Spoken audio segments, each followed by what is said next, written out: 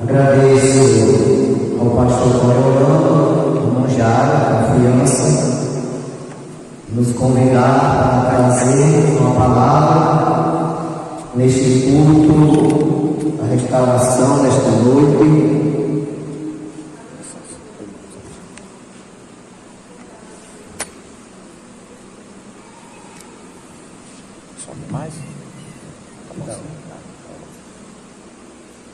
Estamos aqui, irmãos, como servo, o soldado tem que ser obediente ao seu superior. Não podíamos aqui dizer um não ao nosso pastor, ao nosso irmão Jair, e primeiramente a Deus. E nesta noite, irmãos, eu quero, com a igreja, ler apenas um versículo. No livro de Gênesis, capítulo 39, versículo de número 2. Nós podemos até, irmãos aqui mais capacitados que eu, temos nosso pastor João de Deus aqui, outros irmãos, mas estamos aqui nas mãos do Senhor, nas mãos de Deus, e vamos obedecer, ao chamado. Diz assim o versículo: e o Senhor estava com José, e foi varão próspero, e estava na casa de seu senhor egípcio. Irmãos, culto da restauração. Quando se fala em restauração, nós podíamos aqui dar vários exemplos: restauração da vida espiritual, na vida material, e tantos exemplos que podemos aqui citar. Mas vamos falar aqui um pouco da restauração de uma família, pois sabemos que no mundo em que vivemos, muitas famílias estão aí desestruturadas, outras até já destruídas, por falta realmente da busca de Deus, do temor a Deus. E graças a Deus que nós, o povo de Deus, temos esse prazer e esta alegria de buscarmos a Deus e estarmos aqui nessa noite em mais um culto da restauração. Deus, nós sabemos que executou o plano de preparar uma nação para que o adorasse.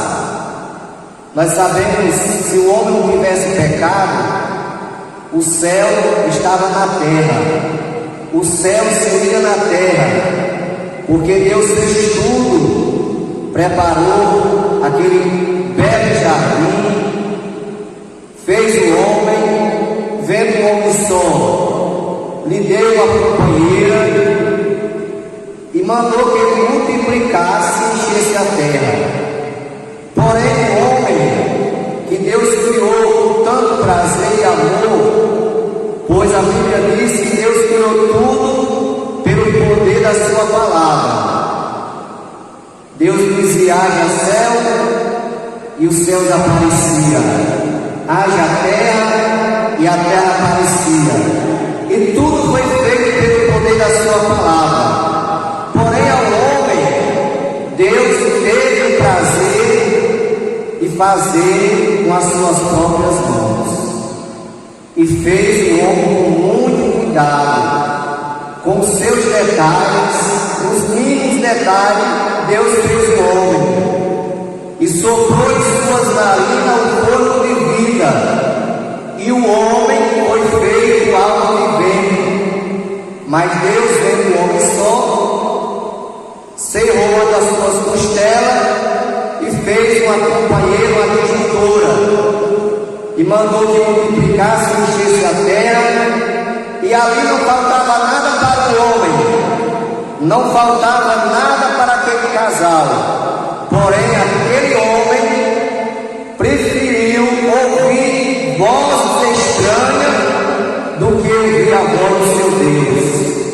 Aquele homem preferiu desobedecer o seu Deus do que obedecer.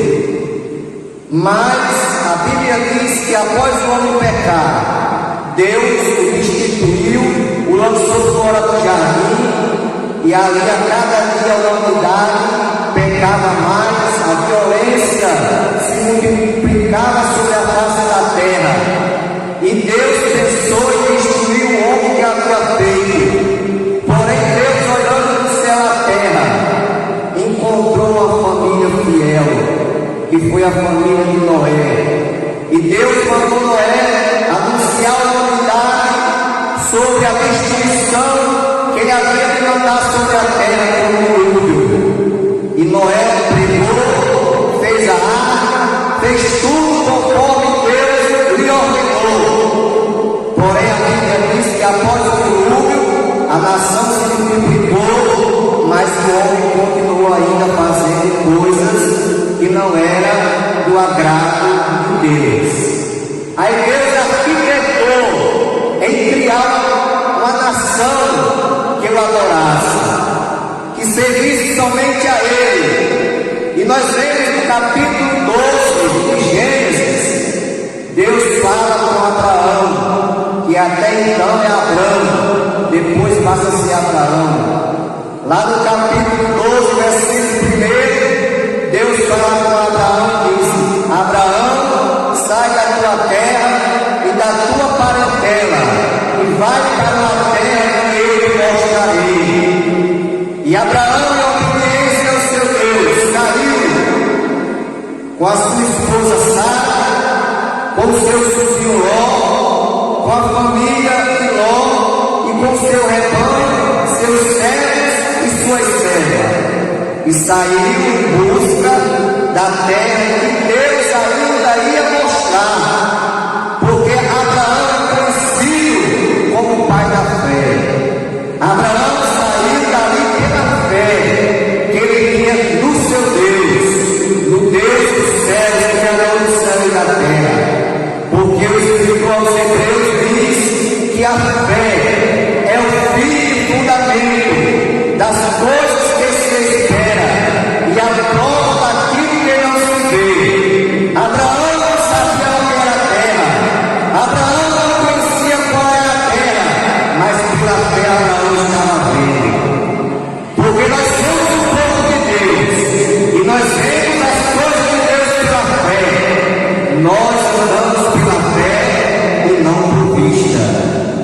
E Abraão saiu e Deus, na caminhada de Abraão, Deus falou com Abraão no capítulo 11, o capítulo 15, que ele saísse da onde ele estava e olhasse para o céu, para as estrelas e tentasse contá-las. E Abraão não foi capaz de contá-las, porque só Deus é quem sabe quantas estrelas no céu.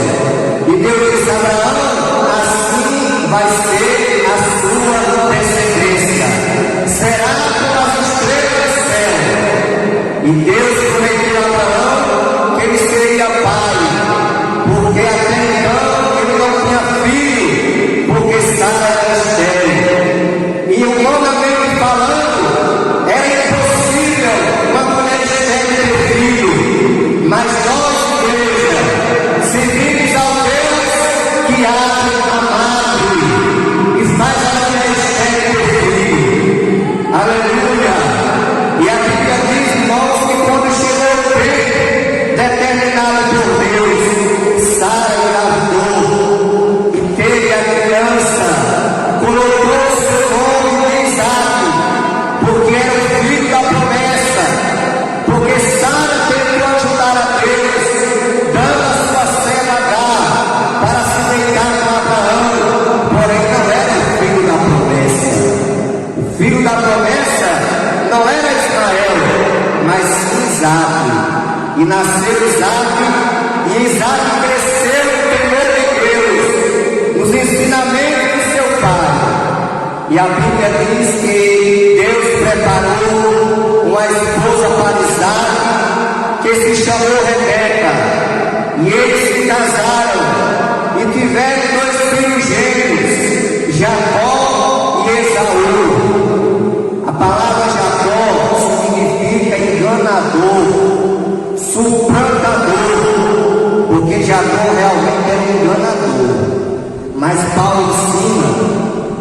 enganadores irão de mal para pior, enganando e sendo enganado.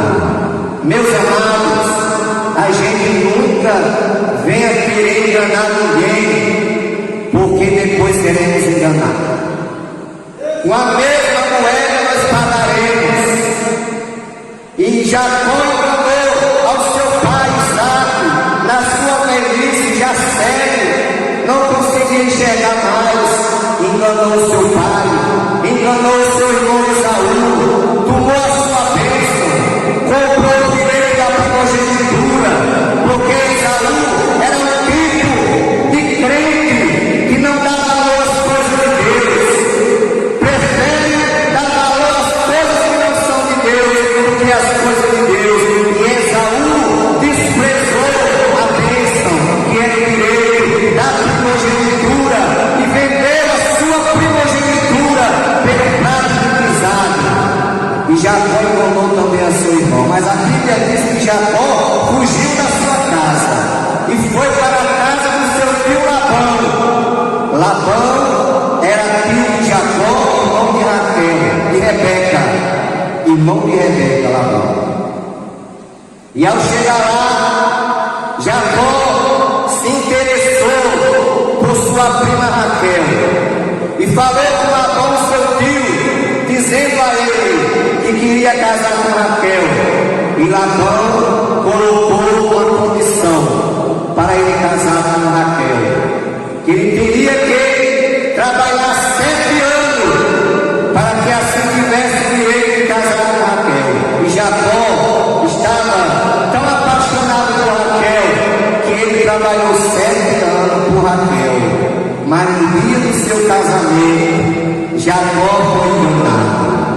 Da mesma forma que ele enganou o pai, da mesma forma que ele enganou o irmão, ele também foi enganado, porque as mulheres daquela época, daquela região, elas casavam-se com o rosto coberto. Depois aquele noivo ia saber quem ia ver o seu rosto. E quando Jacó acordou e viu que não era Raquel e sim Léia, foi falar com Labão. E Labão disse: não, o nosso costume aqui é casar primeiro as mais velhas, depois as mais novas. Se você quer Raquel, trabalhe para mim mais 7 anos.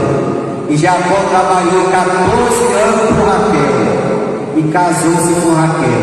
E de Jacó formou-se as 12 tribos de Israel, da onde Deus queria criar uma nação, porque Deus começou por Abraão, depois Isaac, depois Jacó. Porque nós servimos, igreja, ao Deus de Abraão, ao Deus de Isaac e ao Deus de Jacó. E Jacó foi o pai dos 12 filhos que foram as 12 tribos de Israel. E dali surgiu a nação de Israel. Porém, no capítulo 37, a Bíblia fala da história de José. José, filho de Jacó com Raquel, primeiro filho da sua velhice. Nasce José, um exemplo de filho.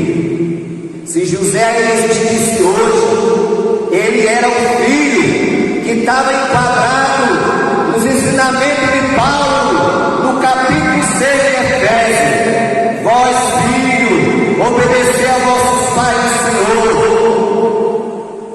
E José seria um jovem filho obediente, se fosse nos dias atuais, como ele foi também no passado. E José era tão obediente que Jacó fez uma túnica de várias cores. E os irmãos de José não gostavam dele, porque via que o pai gostava mais de José. Mas não é que o pai amasse mais a José, o pai amava a todos, mas porque José era mais obediente. José era mais obediente a ele, então o pai confiava mais nele do que os outros. Jacó sabia que José era um filho responsável,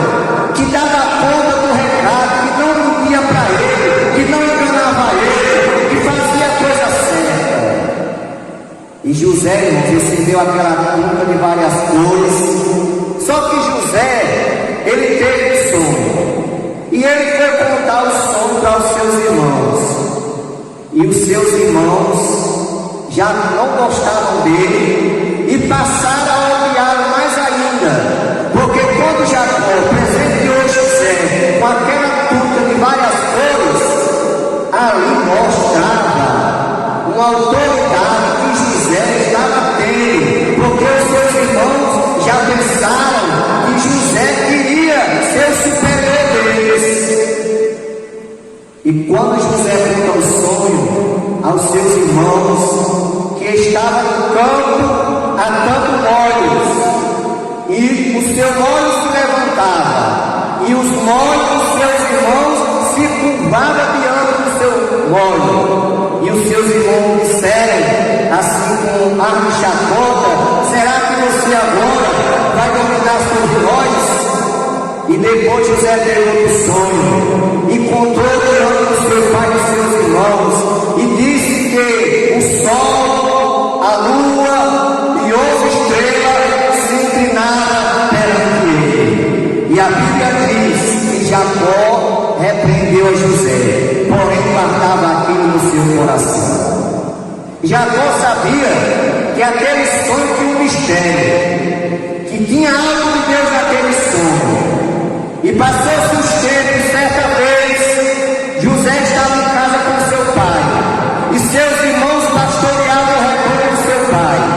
E Jacó, preocupado com seus filhos, mandou José saber o vício dos seus irmãos, ir à procura dos seus irmãos. E José foi à procura dos seus irmãos, e encontrou o varão no meio do caminho, e perguntou àquele varão se ele sabia onde estavam os seus irmãos. E aquele varão, aquele homem, disse a José onde é que estavam os seus irmãos. E José foi ao encontro dos seus irmãos, e de longe os seus irmãos, quando viram José, tramaram matar a José. Vamos ver agora o que é que esse sonhador vai fazer. Vamos matá-lo. Só que um dos seus irmãos, Rúben, disse: não vamos matar o nosso irmão, não vamos derramar o sangue dele. E jogaram ele em uma cova. Olha, muitas vezes a gente passa coisas na nossa vida que muitas vezes parece que a gente está dentro de uma cova que nem José. Mas muitas vezes é necessário, irmãos, a gente ir para a cova, para depois ser tirado da cova e depois ser abençoado, como foi José. E José lá na cova chorava, gritava pelos seus irmãos para o seu morrer, e os seus irmãos nada faziam.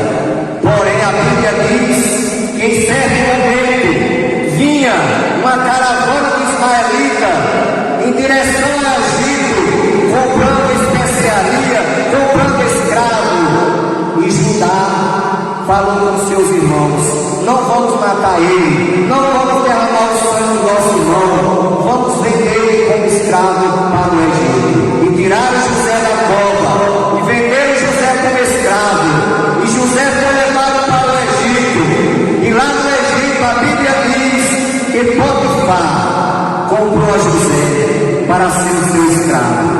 Mas, meus irmãos, eu quero aqui dizer com esta palavra que aonde você estiver, seja entre os irmãos, ou seja, que não seja entre os irmãos, aonde você estiver, se você está em obediência a Deus, a bênção de Deus está com você. Porque em certa ocasião eu estava conversando com os companheiros, pastores, e um dos que estavam ali disse assim: rapaz, eu vou pedir o pastor para me colocar naquela cidade. Aquela cidade é grande, tem muita gente, lá eu vou ser abençoado. E ali se levantou outro pastor e disse: meu irmão, meu companheiro, a bênção, meu companheiro, não está no lugar não, a bênção tem que estar em nós. Se a bênção não estiver em mim e você, não adianta você ir para Campo Grande não. Se você tiver uma bênção de Você pode ir para lá do deserto, você pode ir lá para a cova, mas Deus vai te abençoar. Deus vai te abençoar. E ali, meus irmãos, José, lá dentro da casa de Potifar. Aí Deus começou a abençoar a casa de Potifar por causa de José. Veja a importância de nós sermos obedientes, porque através da obediência nós seremos restaurados na presença de Deus. Não há restauração sem obediência, não há restauração sem oração, não há restauração sem estar dentro da vontade de Deus. Eu sempre costumo dizer que no alfabeto de Deus só existem 4 letras: O, B, D, C. Se não tivesse as 4 letras na nossa vida, O, B, D, C, obedecer, a gente pode orar quanto quiser, mas se nós não tivermos em obediência, nada vai acontecer em nossas vidas. Lá em Deuteronômio, Deus fala para o povo através de Moisés. Deus coloca uma condição para o seu povo e diz: eis que põe diante de ti a bênção e a maldição. A bênção se ouvir a voz do Senhor teu Deus, e a maldição se não ouvir a voz do Senhor teu Deus. Irmão, se nós ouvimos a voz de Deus e obedecemos a sua voz, a bênção de Deus será derramada sobre nossa vida. Nós seremos verdadeiramente crentes restaurados na presença do Senhor. E a bênção de Deus caiu sobre a casa de Potifar por causa da obediência de José. Só que tem irmãos, que não fica satisfeito quando você é abençoado. Porque o crente, ele tem 3 inimigos ferrenhos. Ele tem 3 inimigos terríveis. Primeiro é o diabo, depois a carne, depois o mundo. Esses 3 inimigos nós temos: o diabo, a carne e o mundo. Por isso mesmo que Paulo diz que o sangue e a carne não herdarão o reino de Deus. Essa carne aqui, irmãos, que nós temos, ela não vai herdar o reino de Deus, não. Porque no arrebatamento ela vai passar pela transformação. A Bíblia diz, Paulo escrevendo lá aos Tessalonicenses, que no arrebatamento da igreja Jesus vai voltar. Os que dormem em Cristo ressuscitarão primeiro, e nós, os que tiverem vivo, seremos transformados e arrebatados com Ele, juntamente para os ares, a encontrar o Senhor. Então seremos transformados e arrebatados. Mas a Bíblia fala que o diabo vai usar a mulher de Potifar para tentar a José, para se deitar com ele. Que ele venha se deitar com ela. Só que José, irmãos, 17 anos de idade. Eu vou dizer uma coisa aqui, irmãos, que eu sempre costumo dizer: para ser crente não tem idade, porque muitos têm a desculpa. Eu digo isso porque eu já fui jovem, já fui rapaz, aceitei a Cristo com 16 anos de idade. Não sou melhor do que nenhum dos irmãos aqui, sou mais pequeno. Mas sempre, irmão, eu procurei obedecer o que os meus pastores, o que os meus dirigentes, o que os irmãos me ensinavam, o que Deus me ensinava através dele. Sempre eu procurei obedecer, sempre eu procurei. Porque o segredo está na obediência. Aí tem pessoas que dizem assim: não, fulano de tal fez isso porque é muito jovem, não tem experiência. Não, irmãos, para servir a Deus não tem idade. Até uma criança, ela pode ser fiel a Deus. Que a gente já viu um testemunho de criança que morreu e não negou o nome de Jesus. E José é um exemplo, 17 anos. Os seus hormônios estavam na flor da pele, como diz o ditado, como costumamos dizer. Ele tinha tudo ali. Se fosse um jovem realmente que não vigiasse, ele tinha tudo para pecar. mas ele não pecou.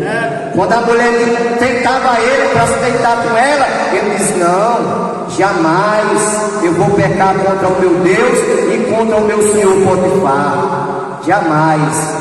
E pela última vez, a Bíblia fala que ela se agarrou com ele, mas ele correu, deixou a sua capa e ali ela fez aquele cinema todo, mentindo e dizendo que José tinha abusado dela. E José injustamente foi preso lá no calabouço, passou 2 anos preso, sem dever nada.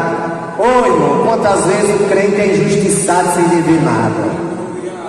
Quantas vezes o crente passa por injustiça sem dever nada? Mas vamos entregar nas mãos do Senhor. Se você passar por algum momento desse de injustiça, que alguém diga alguma coisa contra você, que você não tenha feito, que você não tenha lido, entregue a Deus.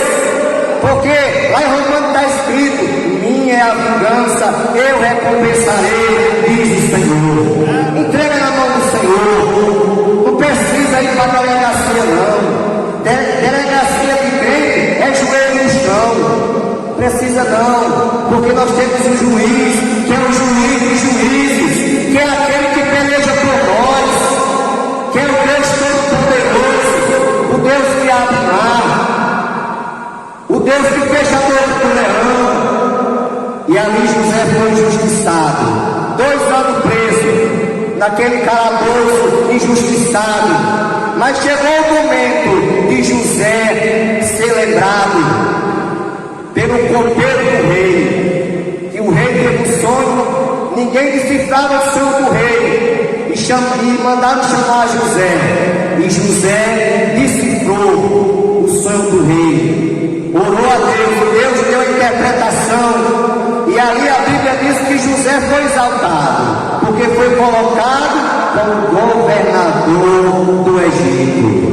Então, com esta palavra, eu quero dizer à igreja aqui nessa noite: se você vier passar por algum momento semelhante ao de José, porque muitas vezes, meus irmãos, se cumpre em nossas vidas o que Paulo ensinou. Paulo ensina lá em Romanos 8:28, porque todas as coisas contribuem para o bem daqueles que amam a Deus e daqueles que são chamados por seu decreto.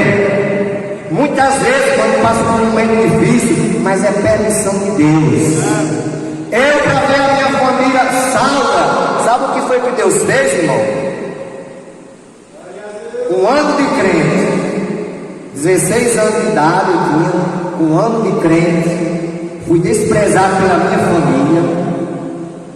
Eu morava numa rua, a igreja era na outra. Muitas vezes eu saía de casa chorando, ia continuar chorando na igreja nos pés de Jesus, porque a minha família me rejeitou por eu ter sido crente. Aí Deus vem, irmão, Deus trabalha como quer. Não adianta a gente questionar as coisas de Deus. Deus faz como quer. Aí Deus faz o quê? Permite eu adoecer no coração.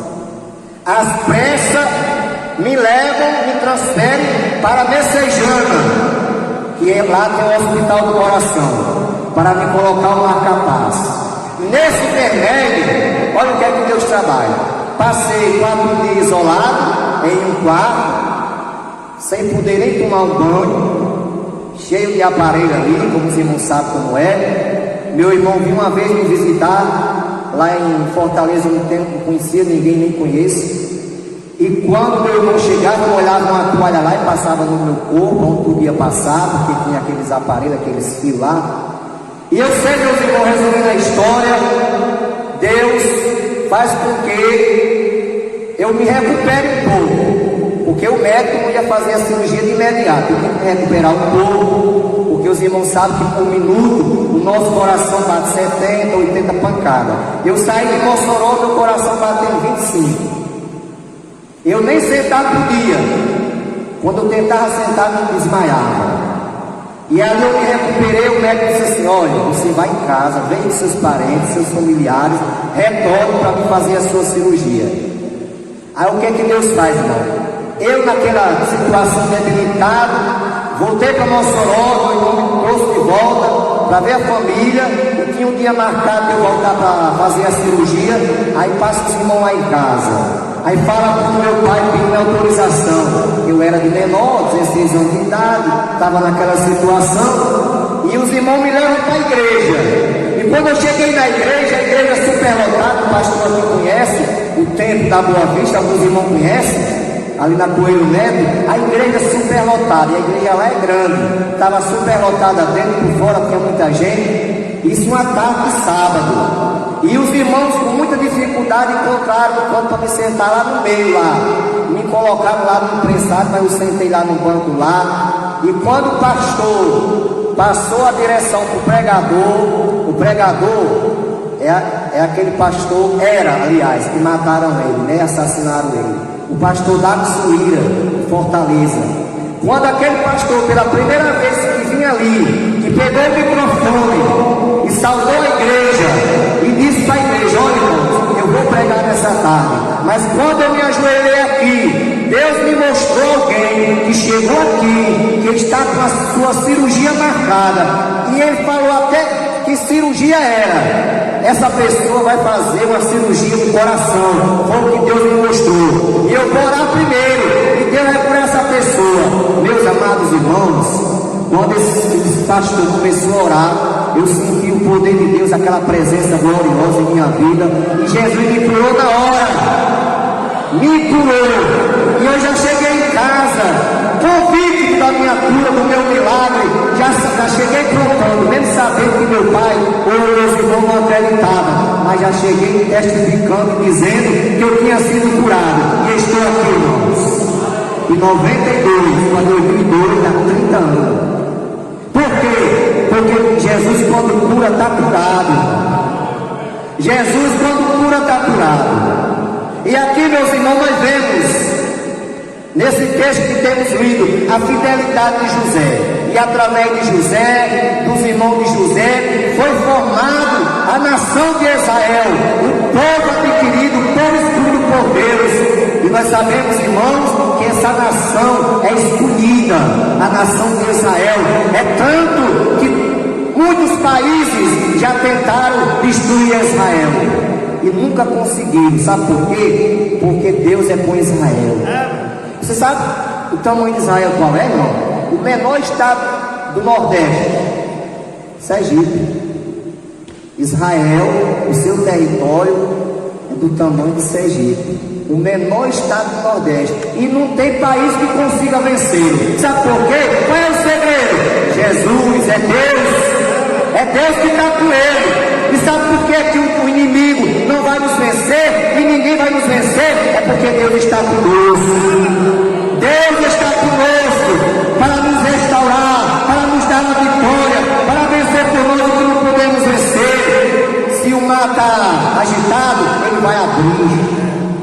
Porque o salmista diz no Salmo 46: Deus é o nosso refúgio, a nossa fortaleza, o nosso socorro bem presente na angústia, pelo que não tem